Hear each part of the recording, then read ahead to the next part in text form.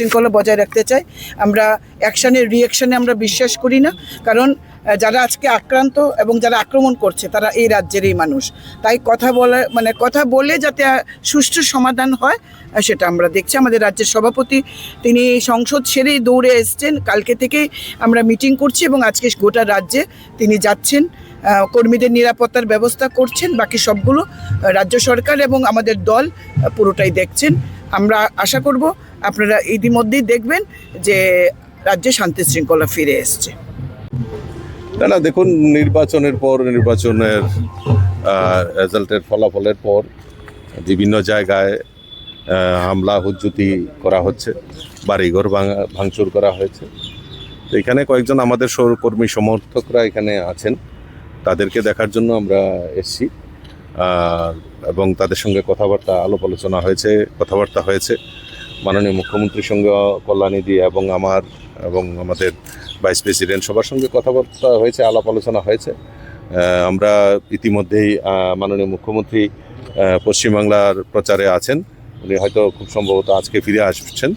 আসার পর আমরা আরও উচ্চ পর্যায়ে আমরা বৈঠক করব এবং তারা যাতে বাড়ি ঘরে নিরাপদে যেতে পারে তার যাতে সুব্যবস্থা করা হয় এবং তার ব্যবস্থার জন্য আমরা কথা বলছি এবং আগামী দিন তাদেরকে অবশ্যই বাড়ি ঘরে পাঠানো হবে এবং তারা যাতে নিরাপদে থাকতে পারে তার ব্যবস্থা, ল অ্যান্ড অর্ডার সেটা দেখবেন। মাননীয় মুখ্যমন্ত্রী আশ্বস্ত করেছেন সে ব্যাপারে, ওভার টেলিফোনে আমার সঙ্গেও কথা হয়েছে।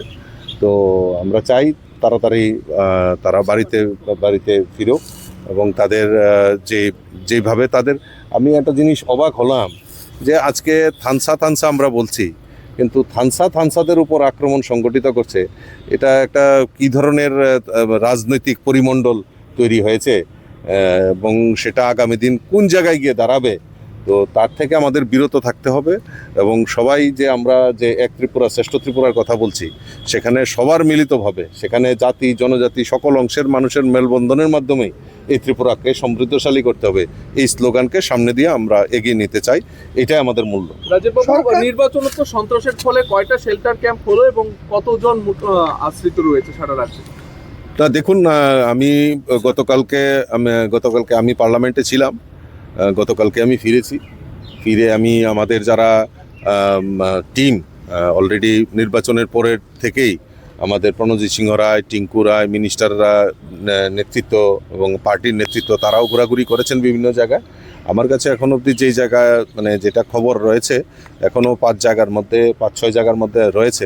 আমি আজকে আমার টিম কল্যাণীদি, আমার চিফ হুইপ সহ পার্টির ভাইস প্রেসিডেন্ট, জেনারেল সেক্রেটারি, আমরা আজকে বেরিয়েছি, বিভিন্ন জায়গায় আমরা কথাবার্তা বলবো এবং পরবর্তী সময় কি পদক্ষেপ নিচ্ছি তা আপনাদের সামনে পরিষ্কারভাবে জানাবো। এবং 24 বাহিনী বা সেন্ট্রাল ফোর্স ছিল ইলেকশনকে কেন্দ্র করে, এরপরেও এই ধরনের সন্ত্রাস, কোথাও কি স্বরাষ্ট্র দপ্তরের ব্যর্থতা?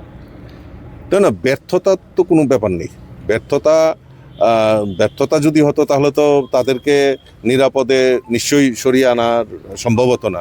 এটা আমাদের ব্যর্থতার কথা আমি বলছি না, কিন্তু আমার যেটা দরকার, নিরাপত্তা ত্রুটি রয়েছে বা এমুক রয়েছে সেটা বড় জিনিস না। তো এই জায়গাতে ঘটনা কেন ঘটলো সে ব্যাপারেও মাননীয় মুখ্যমন্ত্রী গোচরে আছেন এবং উনি আজকেই সম্ভবত নতুবা কালকে একটা উচ্চ পর্যায়ের বৈঠক সেখানে বসবেন। আমার সঙ্গে একবার টেলিফোনেও কথা হয়েছে, কিছুক্ষণ আগেও কথা হয়েছে এবং যারা দোষী, যারা এই সমস্ত কাজ করে তারা তো তারা ত্রিপুরার এবং জনজাতিদের বিকাশ চায় না, এইরকম ভাব নিয়ে তারা তাদের এই সন্ত্রাস সংগঠিত করেছে। প্রত্যেকটা ঘটনার পেছনে কি ত্রিপুরা মথারই হাত রয়েছে?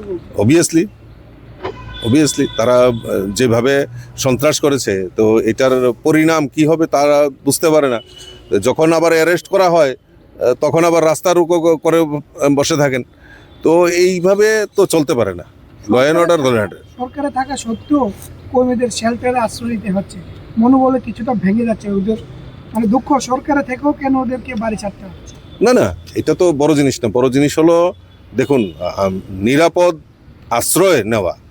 নিরাপদ আশ্রয় আর সরকার তো আজকে সরকারের পার্ট। আমি তো প্রথমেই বলেছি যে আমাদের নির্বাচনের পরে যখন এই সমস্ত ঘটনা ঘটছে, আমাদের নেতৃত্বরা বেরিয়েছেন, বিভিন্ন জায়গায় কথা বলেছেন, দেখেছেন এবং আজকেও আমি পরিদর্শনে বেরিয়েছি এবং আমি আবারও বলছি যে তাদেরকে অতি সত্তর তারা যাতে বাড়িতে যেতে পারে তার ব্যবস্থা গ্রহণ করা হচ্ছে, পার্টির তরফ থেকে গ্রহণ করা হচ্ছে।